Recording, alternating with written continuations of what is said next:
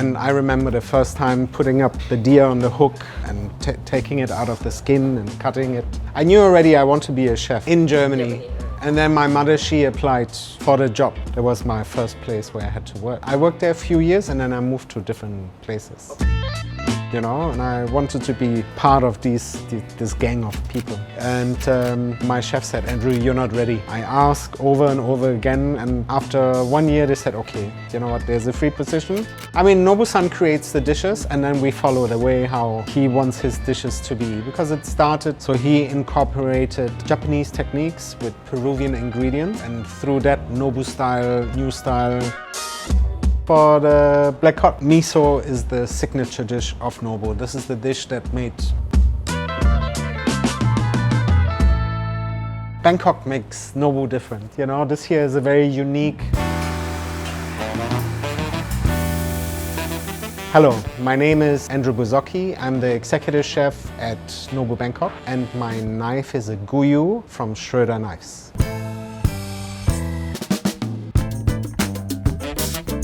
First experience with the culinary world was when I was a kid and I visited my grandmother back in Hungary. She had a pastry shop, so she was always cooking, and that was the first time that I was involved in seeing these things. I was very fascinated by it. Always stood next to her and looked what she did. My father is a hunter, so when I was also on vacations, we went out hunting in Hungary, and there we had to learn, or I saw how he's breaking down the animals, how we cut them, how we remove the skin, how we portion the whole meat. When I started to become a chef, I got a beautiful knife set from my parents, and I was very proud in my chef uniform with that case, the knives. And when I had to help cut the deer at the hotel where I worked, because they had also the hunters would come and they would bring their wild animals, what they shot. And I remember the first time putting up the deer on the hook and taking it out of the skin and cutting it. I knew already I want to be a chef. So then I went to culinary school, right? And this is where in Germany, where I grew up, what you do is you have a dual system. So you go to school and you work at a restaurant or hotel at the same time, which is really good, you know, because it gives you real skills and theoretical skills. It was 3 years, and per year it's around 19 weeks where you are in school in different blocks. And the rest I work in a hotel. So it started with being in the salad section, cleaning salad, cleaning spinach. That's what I remember. My chef, he got, I don't know. So I went with my dad to a shop to get a nice knife set, you know, to start, and it was like all the knives in there what you could think of. A boning knife, a serrated knife for cutting breads, then there was a big chopping knife, there was a fork, there was a small paring knife, one to cut the vegetables in shape, because in the old French European style kitchen, you know, you have to have the potato and you cut it in a certain shape, or mushrooms, and then for the apple to make a hole to take out the center. Yeah, just different sizes, one for slicing, one for chopping. I think, yes, at that time it was very expensive. I think it was 800 German marks, which was a lot of money. So they gave it to me to start my career. I was a chef for 10 years in Germany, and then my mother, she applied for the job on my behalf without knowing. I worked at the golf hotel near the Lake of Constance, beautiful place, you know, and that was my first, after I finished my apprenticeship, that was my first place where I had to work. I worked there a few years and then I moved to different places. So I worked there for a few years. I worked in the salad section, and then after that I moved to Käfers in Wiesbaden, which is like a brasserie French kind of restaurant. I worked there for 3 years, and then my mother, she decided to apply for, on my behalf, to work in Dubai at the Burj Al Arab. She told me then, oh, I applied and you have a call, right? So I had the call, and then 6 weeks later I was in Dubai. It happened so fast.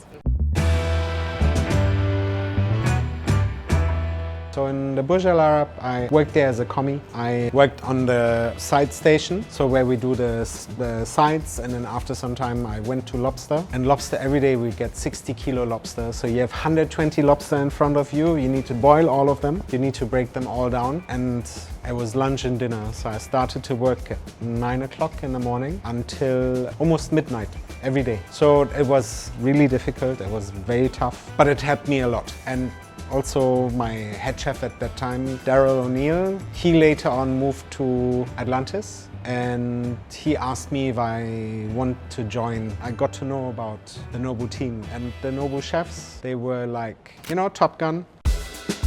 These guys, so these were the chefs, you know, this was the busiest kitchen, the kitchen that made the most money, the toughest kitchen. The head chef there was really tough, old school French style of treatment. And I wanted to work there because I wanted to learn, you know, and I wanted to be part of this gang of people. And my chef said, Andrew, you're not ready. And I said, no, but I want to. And they said, no. So I asked over and over again. And after 1 year, they said, okay, you know what, there's a free position. You go, but the chef is very tough. Well, I don't know if you will survive him because he's not going to make it easy for you. And I was like, yeah, but this is what I want, you know. I want to learn from the best. And since then, I'm with Nobu. I was there for the Formula One. So previously, Nobu always had a pop-up restaurant at the paddock at the Formula One track. And the way how they organize things in Singapore is just insane. If you think about it, they have warehouses full of kitchen equipment and building parts. And a few months before the F1 comes, there's a flat ground and they build a 3 or 4 story building with individual kitchens and all these kind of things. Is unbelievable, right? So it was very good learning for me. And then also we opened a Nobu restaurant in Singapore. So I was lucky that I was asked to help with the opening there for a month. Same for the Nobu restaurant in Shoreditch in London. I was there also to help. And I was the executive chef there for 10 years. And in between I was going to different locations. We did Nobu-san did a book for all his chefs to appreciate, you know, the hard work which is behind his success. I mean, Nobu-san creates the dishes and then we follow the way how he wants his dishes to be. Because it started in LA. There's a Matsuhisa, which was the first restaurant where Nobu-san cooked his style of food, which developed over time. He worked in Peru, so because of the lack of Japanese ingredients, he had to come up with alternatives. So he incorporated Japanese techniques with Peruvian ingredients, and through that Nobu style, new style cuisine cooking was developed. And this he continued in LA, and then Robert De Niro, Bob, loved his food. So he came again and again, and then after some time he said, Nobu, I want to open a restaurant with you in New York. And then Nobu-san was thinking, he said, no, I'm not ready. Because he didn't feel he has enough dishes and enough to offer at that time. And then after a few years, Robert De Niro, he asked again, and then Nobu-san said yes. And then in 1994, the first restaurant opened in New York.